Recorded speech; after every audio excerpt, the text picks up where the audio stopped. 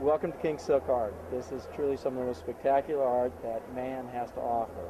What you're seeing is this is all silk embroidered, and it comes from a province in China called Suzhou. And this art has been done for over 2,000 years. There are families that were put there by the emperor to embroider his robes. What they do is they'll take all the silkworms, they put them in these baskets and feed them on mulberry leaves. Once the silkworms have matured, they spin into a cocoon. And here's an example of a cocoon stage. The cocoon itself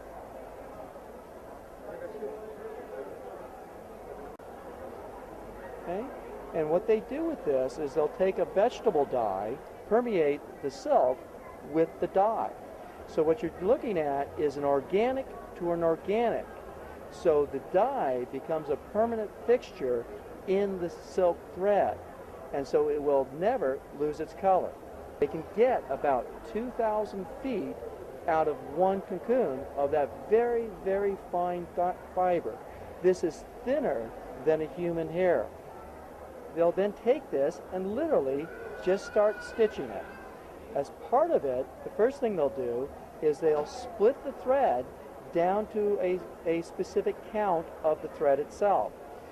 The thread starts with a total of 16 strands. Depending upon the quality of the piece, they will determine how many strands they use to actually do the work. Something like this, like a tiger for example, these top quality pieces will take anywhere from months to years to complete. So if we look, for example, at the back of one piece, and here you can actually see that how lovely it actually is. And if you were to rub your hands over it, you can actually feel the little knots. This is actually one of the key elements to tell you that this has actually been stitched by hand. So in fact, if we turn it over, and there's the front. Absolutely wonderful.